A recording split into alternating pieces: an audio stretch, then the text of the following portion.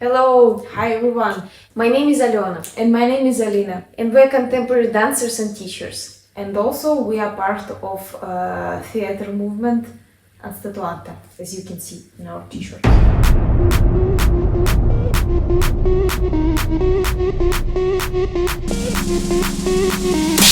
And also just to introduce you what will be inside of this tiny playlist of videos which we want to create.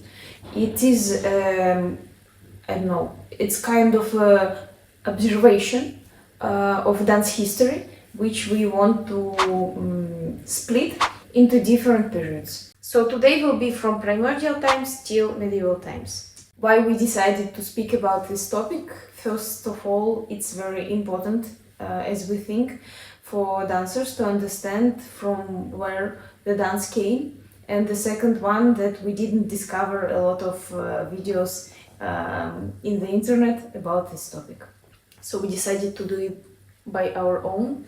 And we will really appreciate your support by subscribing our channel, putting likes, comments, and as well we will be super happy to see your feedback and answer your questions, or maybe create a video in some topic you will be interested.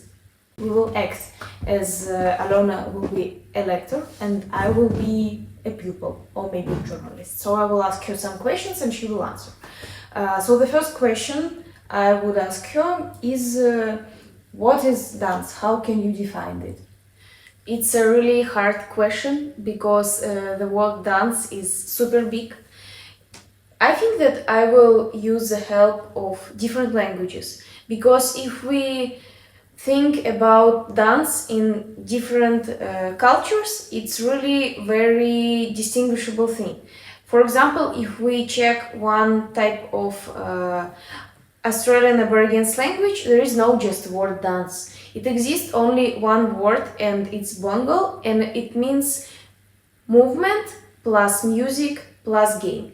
The same happens in Mixtec, one type of South Mexico tribe, and they have the word ya, and it also means movement plus music and plus game. So I think that it's really nice to describe dance as something very big, including people inside, including communication, including music, not always, because we know that there are a lot of type of dance. So I think that we cannot be super strict here. A couple of days ago I was reading one book, and the name is The Anthropology of Dance by Anya Peterson Royce, and I even wrote this definition here. And so dance is a rhythmic movement done for some purpose transcending utility. So it means that it's something above the needs of our body, in a way of just biology. I think that it's something more about our soul, if I can define it somehow like this. Because when I dance, I don't move my hand because I need to achieve something. No, I move because I have somehow a need to express my feeling for this moment. Maybe I have some hidden emotion and my body wants to share it this way. But if I would be an animal, I would do this because I wanted to achieve a banana or something like this. So this is my answer. Great. And also we will put a link to look for this book below. Okay, so the next question will be how the dance appeared in a human society. It was very, very far time ago. I think we can say that dance is the oldest art. It's even older than the word art by itself, because people started to dance before they started to speak.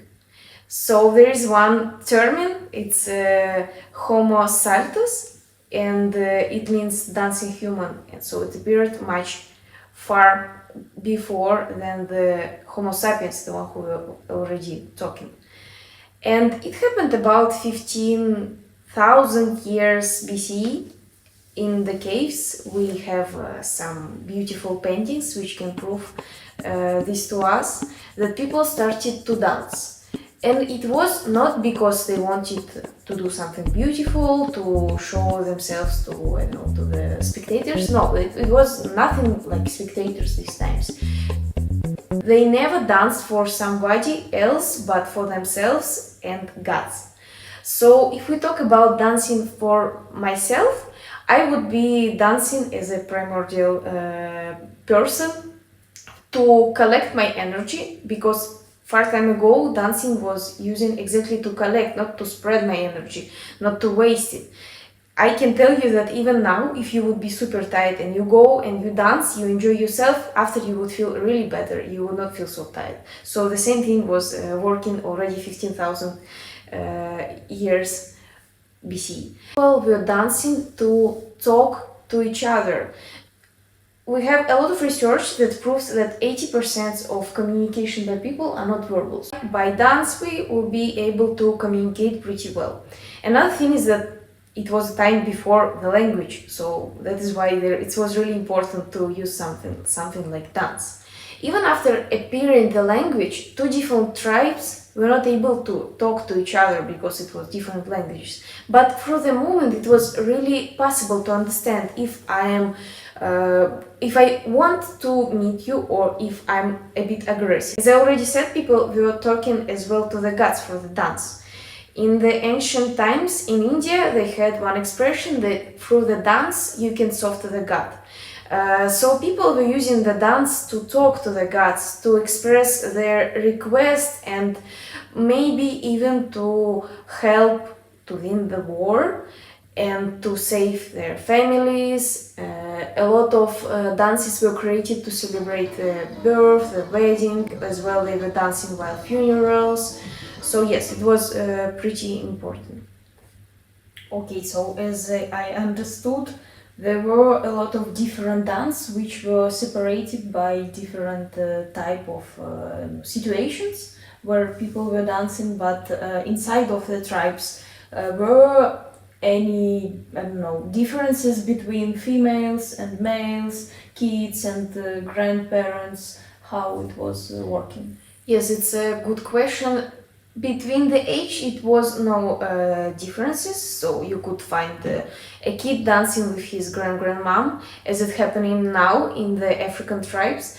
But about the sex, yes, it was some difference. For example, men usually were dancing more aggressive, more fast, and they were using a lot of changes forward, backward. The picture was more triangular shape. And if we talk about women, usually it was more big movements, more soft ones, and usually they were creating the circle. Yes, I think this is the main difference. So it was very much connected with the role inside of the tribe, yes, because men were usually hunting and fighting and women collecting. Yes, it's true. Another important thing is that dance was so important that people in the tribes were even stopping all their other work, like hunting and harvesting, everything, to dance. So this is another proof how important it was. Okay, I think that nowadays we also need something like this to stop the job and go to dance. Sometimes you have to just be the boss of dancing. So, as I understood, we didn't have anyone to look while we were dancing. Yes, so we were very much inside, and nobody was looking to the people who were performing. So when it happened that we found the way that some of people were performing and some of people were acting like as audience, so they were watching. Yes, you're right. It in the beginning we didn't have any spectators. The dance was for myself and for the god. That's all. But later on, it happened that we started to have the audience. When not from the very beginning. After primordial times, we started to have the ancient Egypt, and even in these times, we didn't have somebody who would be watching dancers. No, again, it was a lot of dance for the rituals, celebration, blah blah blah, but still not a lot of observators. So when we started to have first public, it happened in the ancient Greece. And it's really important because suppose you know that when you dance, you feel super different than you dance for someone. So you start to change the quality of the movement, thinking about maybe more some beauty in a way of the movement. As well, they started to create some bigger movements, and even they started to have more under position. Don't think that it started in the medieval times. No, it was a bit before. And the tiny excursion, what is under position? It's very open position. Maybe you saw in ballet, if you are a dancer, for sure you know. I can say that in Greece it still were not difference between the novelty and poor people. Everybody were dancing. Kids, adults, women, men. Okay, it was some difference between the type of dance because men usually were again dancing like warrior dance. But still it was some type of dances together. What is very interesting that they had two important things. It's the Apollonian dance and Dionysus dance. So Apollonian one was more like clean, beautiful, and Dionysus was more crazy one, and that's why it was a bit more party. But later on, after the Greece arrived Roman Empire, and this is the moment then the dance was over. Yes, Mr. Frodo. It's over now. So really, literally, you could go to the jail and be killed if you would dance. Why?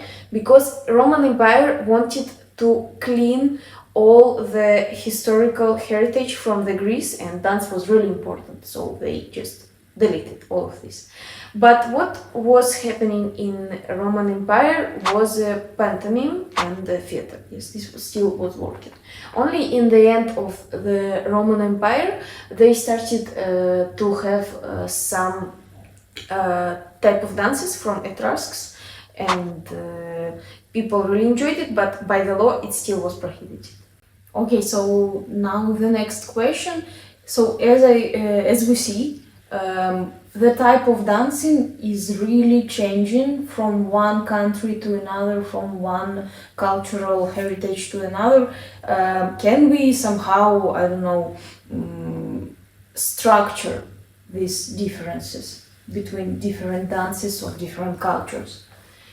I think that we can acknowledge that if you go to the different geographical points, and if I talk more about northern countries or more the south one, we can see the clear difference that in the north people dance less and in the south people dance more, and it's very understandable because of climate. You can when you're in north, you're trying to save the energy because of the cold and you don't want to waste it. As well, it's very interesting that if we watch to the east and to the west, you can clearly notice that the Eastern dance is the upper part of the body. It's very important, the facial expression, the gestures of the hands and fingers. But when we go to the West, exactly the opposite. We go to the down part. Remember ballet, it came from the France and Italy. So yes, this is the very easiest way how to see the difference. Yes, also we will discuss later, but in the beginning, ballet dancers were also using masks, so the face was not working at all. Yes, very different from the Indian one. Dances really use each muscle on the face, and about fingers, it's also very important which position you do, because it can change the meaning of dance completely. Even if you remember the Shiva, he is a dancing god, so I think that it's very understandable. So as we speaking now, we still don't have, I don't know, special people who were trained to dance, yes? So everyone could join. So when it appeared that to dance you need to train, because I cannot imagine that nowadays just person from the street can jump on the stage and dance, no, Swan Lake. Want to learn to dance? Well, you came to the right place. I think that this started after Roman Empire. in the beginning and through the old medieval times, because people started to separate very much nobility from the poor people.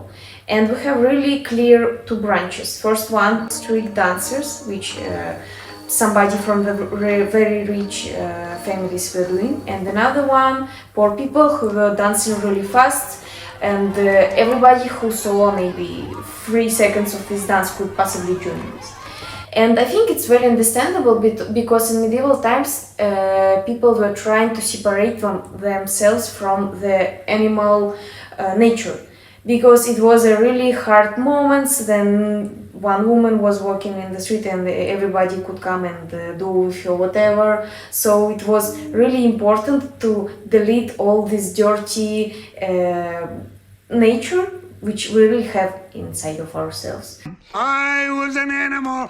I think that the dance could serve some kind of catalyst in this situation to the more animal movements, and people were really scared of this. That is why when we talk about some kind of really noble families, they were not even dancing each other for the dance.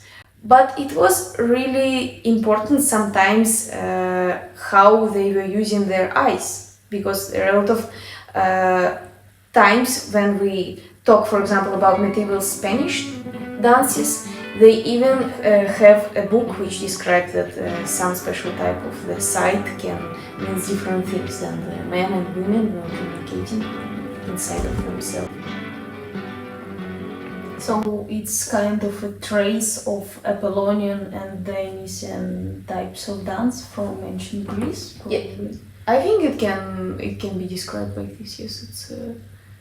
So if I return to your question, it's exactly the moment when the novelty start to have somebody especially trained to teach their kids how to act in these events, in the balls. So it was a teacher who were explaining to young girls and boys how they should do the dance steps. Now, Mr. Flintstone, notice the diagram on the floor. The diagram. That is the basic step. It was really important, and it's very funny because if you go to the Italian history, you can check that it was some kind of competition, who is more cool. And that is why they started to hire really professional people to be the teachers or creators of this kind of dances. And after this, professional ballerinas appeared, or not? It was a bit later, because in these moments it still were possible that you go to watch some dancing performance, and the people who were dancing there, they were not doing some crazy things. So possibly that not very hard trained person could join this performance. I think that a bit later, then we will be talking about ballet. We could explain a bit more exactly when we started to have schools for professional ballerinas, not only for teachers of the ballet dancer. So I think that for now we will finish our conversation, because we are slowly going to the ballet dance period, and it will be a next topic of our next video. As we understood from this conversation, dance appeared very long time ago, and everyone was dancing, everyone was enjoying, but from the very beginning we didn't have difference between audience and between performance. Only after some centuries we had professional ballerinas on the stage. But this is our next topic. Yes, and thank you very much. Please subscribe, put likes, comments, and we will be super grateful for your feedback, and let's dance.